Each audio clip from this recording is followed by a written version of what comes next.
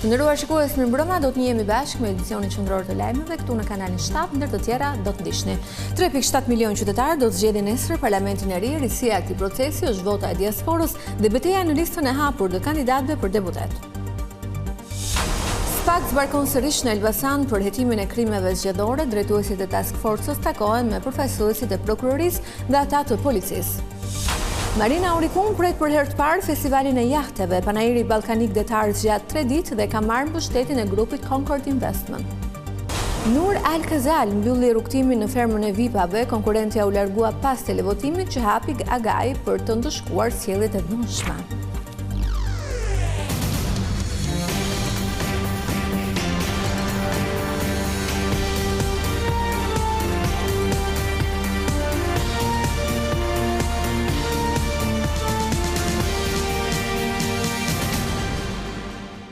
Qytetarët shqiptarë do të vendosin nesër me votë se kush do të qeverisë vendin për 4 vitet e ardhshme. Në zgjedhjet parlamentare garojnë 8 parti dhe 3 koalicione, ndërkohë risia e këtyre zgjedhjeve është lista e hapur aty ku zhvillohet betejë e vërtet mes kandidatëve. 3.7 milion qytetarë do të votojnë nesër për zgjedhur parlamentin e ri të Shqipërisë, forcën politike që do të drejtojë vendin në 4 vitet e ardhshme. Në këto zgjedhje janë regjistruar 8 parti e 3 koalicione. Në total janë 2046 kandidatë, të cilët garojnë për 140 vende të kuvendit të Shqipërisë që do të zgjidhen në bazë të sistemit proporcional rajonal. Në të gjithë vendin janë ngritur 5225 qendra votimi dhe 93 qendra numërimi, ndërkohë që në njësinë numër 10 në Tiranë e në Vorë aplikohet si projekt pilot votimi dhe numërimi elektronik. Në listën e zgjedhësve 114.642 janë votues për herë të parë, ndërkohë që për shkak të ligjit të dekriminalizimit 1081 shqiptar, të cilët janë dënuar për krime të rënda nuk kanë të drejtë të votojnë. Për herë të parë në historinë e zgjedhjeve parlamentare në vend, 246.000 qytetarë, të cilët jetojnë jashtë vendit, janë regjistruar për të marrë pjesë në këtë garë elektorale. Fleta e votimit është shpërndarë nëpërmjet postës në 85 shtete të botës, e ata kanë votuar tashmë. Komisioni Qendror i Zgjedhjeve do të presë zarfin me fletën e tyre të votimit deri nesër në orën 19. E nëse zarfat mbrim pas kësaj ore, vota e tyre nuk do të numërohet. Sistemi zgjedhor këtë herë ka një risi, pasi lista e kandidatëve është ndarë në 2 pjesë, në listën e hapur dhe listën e mbyllur. Secili koalicion apo parti politike garon me një ekip prej 186 kandidatësh, e në çdo qark 1/3 e kësaj liste është e mbyllur, ndërkohë që qytetarët mund të votojnë pjesën tjetër të kandidatëve. Vota e tyre do të përcaktojë secili do zgjihet deputet në parlamentin e ardhshëm. Zgjedhjet e 11 majit monitorohen nga vëzhgues vendas e tuhuaj. Prej datës 2 prill në Shqipëri është vendosur misioni i Odirit, i cili po monitoron garën elektorale me një ekip që përfshin 12 ekspertë ndërkombëtar, 26 vëzhgues afatgjat e 300 vëzhgues afatshkurtër. Zgjedhjet e nesërme kanë një veçori pasi për herë të parë shprehin vullnetin e tyre dhe shqiptarët që jetojnë në vende të ndryshme të botës. Zarfet e ardhura nga diaspora janë ndarë sipas qarqeve dhe vota do të numërohet me nisjen e procesit në çdo qark. Për herë të parë 245.000 votuesve të diasporës u është dhënë mundësia që të bëhen pjesë e zgjedhjeve parlamentare. Të gjitha kutitë që ndodhen pas meje janë votat e ardhura nga të gjitha shtetet e botës të regjistruara. Megjithse jo të gjitha votat, pra 245.000 nuk kanë mbërritur në Komisionin Qendror të Zgjedhjeve, pjesa më e madhe e tyre ka mbërritur dhe numërimi i tyre do të nisë menjëherë sapo do të nisë numërimi në secilin qark të Shqipërisë, sikurse janë me emrat respektiv. Me ndryshimet e fundit të kodit zgjedhor për herë të parë u përfshin ndryshimet që mundsojnë përfshirjen e diasporës në procesin e votimit. Komisioni Qendror i Zgjedhjeve në kuadër të zbatimit të planit të votës së diasporës ngriti platformën elektronike për regjistrimin e votuesve në mënyrë që të gjithë emigrantët me dokumenta të rregullta që kishin mundësi të shkruajnë një adresë korrekte me numër banese dhe dokumentacion që vërteton jetesën e tyre jashtë territorit shqiptar të mund të regjistroheshin për të votuar. Shifra totale e emigrantëve të regjistruar arriti deri në 245.000, ndërsa procesi u shoqërua me problematika, pasi forcat politike ngritën pretendimin se operatori postar i shpërndarjes, edhe pse i financuar në vlerën e rreth 10 milion eurove, po neglizhonte procesin e shpërndarjes, kryesisht në shtetin fqinj të Greqisë.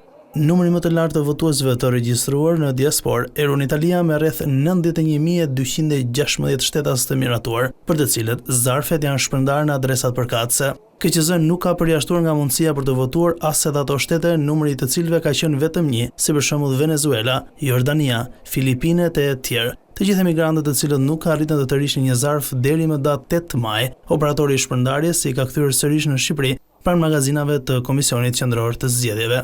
Ndërsa votat të cilat nuk futen në territorin shqiptar brenda orës 19 të kësaj diele konsiderohen të pavlefshme. Komisioni Qendror i Zgjedhjeve do të nisë numërimin e votave të diasporës në të njëjtën kohë që do të nisë numërimi sipas qarkut respektiv. Elbasani është në lupën e SPAK dhe strukturës për hetimin e krimeve zgjedhore.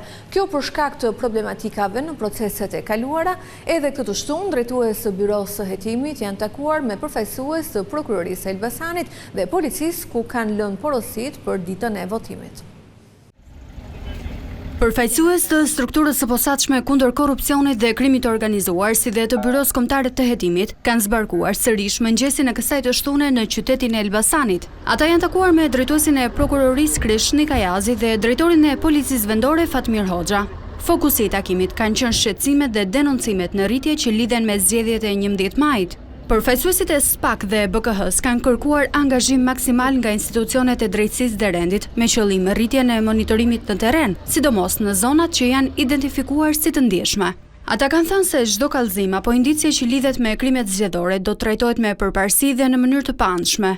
Gjithashtu është theksuar rëndësia e krijimit të një klime besimi për qytetarët që dëshirojnë të raportojnë pa rregullsi, duke garantuar mbrojtjen e tyre dhe trajtimin konfidencial të informacionit. Kjo është vizita e dytë e SPAK dhe BKH në Elbasan në prag të zgjedhjeve, duke kthyer këtë qark në një nga pikat më me vëmendje për shkak të historikut të përfshirjes së elementeve të krimit të organizuar në procese zgjedhore të mëparshme. Autoritetet kanë paralajmëruar se do të ketë zero tolerancë ndaj çdo shkeljeje të ligjit elektoral dhe kanë garantuar se veprimet penale do të ndiqen me shpejtësi dhe vendosmëri.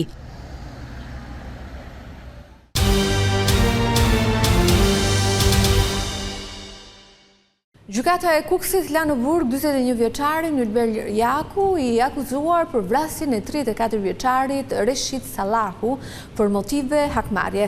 Gjyqtarja pasi ka dëgjuar prokurën e gatshme për aktet e dosjes dhe provat paraprake, si dhe avokatin e të dyshuarit, ka caktuar në fund të seancës masën e sigurisë arrest me burg. Ngjarja e rëndë ka ndodhur më 7 maj, një ditë pasi motra e viktimës 21 vjeçaria Artiola Sallahu, aktualisht me masë zbutur sigurie nga gjykata, kishte dhunuar dhe plagosur me sëpat prindërit e Ylber Jakut pas konflikteve të vazhdueshme të pronësisë. Ndërkohë Ylber Jaku, i cili është edhe shtetas britanik, është kthyer në Shqipëri pasi mësoi plagosjen e prindërve të tij nga 21 vjeçaria dhe pa gjendjen e tyre në spital, ai ka kryer vrasjen. Gratë dhe vajzat në Shqipëri vijojnë të vuajnë paragjykimet në tregun e punës. Ekspertët thonë se megjithse përpjekjet situata nuk ka ndryshuar dhe burrat sigurojnë të ardhura më të mëdha. Realiteti i tregut të punës në Shqipëri, sipas ekspertëve, tregon një ndarje të qartë mes burrave dhe grave, jo vetëm në llojin e punës që kryejnë, por edhe në përfitimet që marrin prej saj. Ne vazhdojmë dhe vuajmë ato që quhet punë për burra dhe punë për gra. Ky quhet segregim profesional. Zakonisht punët për burra sillin më shumë përfitim se sa punët për gra. Kjo vjen për shkak se jo vetëm që ka një veçim të sektorëve, por ka edhe një lloj mbingarkimi akoma të grave me ato që quhet punë e papaguar në shtëpi. Diskriminimi qëndron në faktin se ngarkesa e punës së papaguar në shtëpi i detyron gratë që të mos qëndrojnë në punë që i angazhojnë ato me projekte pas pune. Për te strukturës të tregut të punës, mënyra si organizohet jeta familjare ndikon drejt për drejt në mundësitë ekonomike mes burrave dhe grave. Pajtojnë kohën e punës me kohën e përkujdesit, gjë që në fund të vitit, kur krahasohet zarfi sa ka fituar burri dhe sa ka fituar gruaja, del që zarfi i gruas është i holl 30% krahasuar me zarfin e burrit. Dhe gratë shqiptare kanë një ngarkesë kaq të madhe brenda familjes sa që harxojnë, po thuajse një turn të plot brenda shtëpisë. Për 2024-ën, Shqipëria u rendit në vendin e 23 në botë për barazinë gjinore, duke pësuar një rënje me 6 vende krahasuar me vitin paraardhës.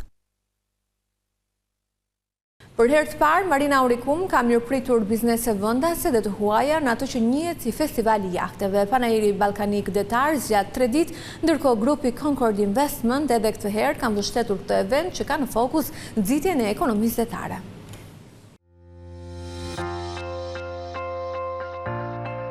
Jemi në Marina Aurikum, aty ku për 3 ditë me radhë do të organizohet Panajiri Detar Ballkanik, një event i cili organizohet për herë të parë në Shqipëri dhe veçanërisht në Marina Aurikum. Në vende të ndryshme të botës, një panajir i tillë njihet dhe me emrin si Festivali i Jahteve.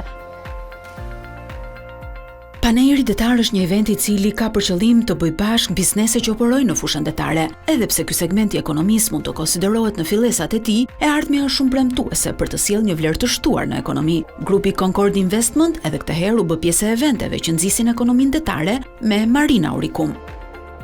Sektori detar përfaqëson në Shqipëri një mundësi të lartë për të zhvilluar më tej. Ne si grup shohim që çdo gjë është në zhvillim e sipër, çdo gjë është për të zbuluar. Bizneset kanë hapësirën e tyre në këtë panajir për të ofruar produktet dhe shërbimet që përfaqësojnë. Eventet e tilla ndihmojnë ato biznese të krijojnë kontakte dhe të rriten më tej. Ndaj ku më mirë se Marina Aurikum mund të zhvillojë ky aktivitet. Interesi kompanive të fushës ka qenë i lartë, mbi 60 biznese vendase rajonale dhe europiane u bën pjesë e këtij panajiri si një mundësi për të nxitur më tej ekonominë detare në vend. Njëri prej tyre është dhe Dori Mersini, instruktori patentave detare. Është e udhës të përmendet që në këtë lloj, po themi, habitati, që është Marina Aurikumit, ne sot nuk gjejmë asnjë lloj diferencë me atë që shikojmë, po themi, në marinat e vendeve fqinje.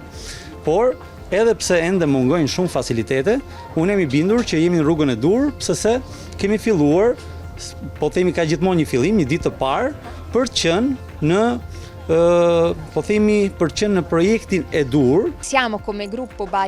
Ne si grup jemi me fat mbi pjesëmarrjen e kompanive shqiptare në këtë event. Flasim për kompanitë e vogla dhe të mesme. Ne shohim që ata po organizohen, po bashkëpunojnë duke krijuar një organizatë e cila ka të gjithë mundësinë që të ketë ardhme. Ky bashkim është e vetmja mënyrë për të konkuruar kompanitë e huaja në këtë fushë. Kompanitë ndërkombëtare, jo vetëm nga rajoni, por edhe nga Europa, kanë shfaqur interes të veçantë për të qenë prezent në tregun ton, por jo vetëm. Interesi i kompanive lidhet edhe me real estate-in, pasi ekonomia detare dhe real estate-i gështohen më së miri për të ofruar një standard të ri në turizmin vendas, që është turizmi elitar. Duke u rritur numri i atyre që i afrohen, i faqosen, po themi, këtij aktiviteti, pra i afrohen këtij aktiviteti, dikush ka bler një apartament brenda këtyre marinave që po ndërtohen, apo po themi jeton përgjatë vijës bregdetare shqiptare dhe me ndërtimin e marinave do të kenë më shumë akses nëpërmjet mjeteve lundruese. Rritja e numrave do të bëjë të mundur që shërbimet që do të ofrohen nga operatorët apo qoftë dhe nga investitorët e ndryshëm të kenë sukses. Ky lloj eventi i cili promovon Shqipërinë si një vend ku ti mund të vish dhe të investosh, ku ti mund të ankorosh shumë kollaj jatin të, ku ti mund të alokohesh në një projekt siç është Marina Aurikum, ishte eventi i dur për të thënë që aty ku ka një rritje të ekonomisë detare, shkon krah për krah dhe me rritjen e ekonomisë real estate-it. Edhe Shqipëria tashmë është e pozicionuar qartë, shifrat e Bankës Shqipërisë për 2024 ka treguar që 25% e investimeve tuaja direkte vijnë drejt për pasuri paluajshme, patjetër që nuk është një ishu, tregu i pasurisë paluajshme nuk është një ishu, por shkon paralel me zhvillimin e projekteve të ngjashme siç është pjesa e marinave në Shqipëri.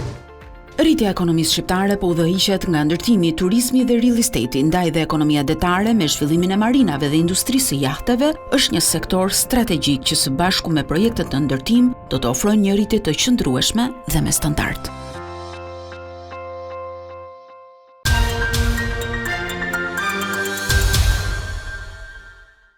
Nur Al-Kazal ishte eliminuar e radhës në spektaklin e së premtes në fermën e Vipave. Agai ka ndëshkuar 6 fermer për shkak të sjelljeve të dhunshme duke hapur një televotim. Në fund ishte vota e publikut që ka dërguar në shtëpi Nur Al-Kazal. Mbrëmja e 10 e spektaklit Ferma VIP 2 në ekranin e Vision Plus dhuroi një atmosferë të ngarkuar emocionale dhe vendime të papritura nga Agai. Që në nisje të kësaj nate, moderatorja ndau me publiku një zarf me një përmbajtje të rëndësishme mbi sjelljet e papranueshme në fermë, ku theksoi nevojën për ndërgjegjësim dhe respekt mes fermerëve. Denegrimi i imazhit dhe bullizimi i fermerëve ndaj njëri tjetrit është rreptësisht i patolerueshëm në ferma VIP. Në prajmin e kësaj të premte, Agai dënoi ashpër për dhunën verbale dhe bullizimin, duke çuar në televotim të menjëhershëm 6 fermerë: Alba, Nur, Big Basta, Andrea, Andueli dhe Big Mama. Fermeri që humbet përfundimisht statusin dhe që duhet të largohet sonte menjëherë nga ferma VIP është Nur. Si pasojë e këtij televotimi të paparashikuar, në bazë të votave të publikut, Nur Al-Kazal ndërpreu menjëherë rrugëtimin në ferm, duke humbur kështu mundësinë për të fituar çmimin e madh. Mes tensioneve, mbrëmja solli edhe emocione të tjera. Alba Pollozhani ndau me publiku një rrëfim personal për jetën e saj mbi një martesë të dhunshme dhe mungesën e mbështetjes nga familjarët pas divorcit. Zemra më bëhet plag dhe në asnjë moment nuk ju shfaq se sa më mungojnë. Megjithatë, ajo u shfaqe fort dhe me një mesazh të thellë shoqëror. Një tjetër moment kyç i spektaklit ishte zgjedhja e kryetarit të fermës. Një fushatë e gjatë dhe aktive mes dy kandidatëve, Ylli Dreshaj dhe Frederik Ndocit, nxori fitues këtë të fundit. 8+1 Frederik Ndoci. Frederik Ndoci si shpërblim ka të drejtë jap secilit prej fermerëve nga një urdhër për të shërbyer atij. Kjo mbrëmje ishte plot emocione, reflektime dhe vendime që tregojnë se ferma VIP mbetet një spektakël i vërtetë i sfidave dhe ndërgjegjësimit. Fermeri i zgjedhur për kryefermer nga publiku është Ester. Publiku ishte ai që vendosi sërish. Ester u zgjof si fermerja më e votuar, duke u bërë automatikisht kryefermerja e kësaj jave. Ferma VIP 2 vazhdon të transmetohet 24 orë në 7 ditë të javës në 2 kanalet e dedikuara të platformës String, si dhe në ekranin e Vision Plus. Tu kemi përfunduar, unë falenderoj për vëmendjen, bashkë natën e mirë.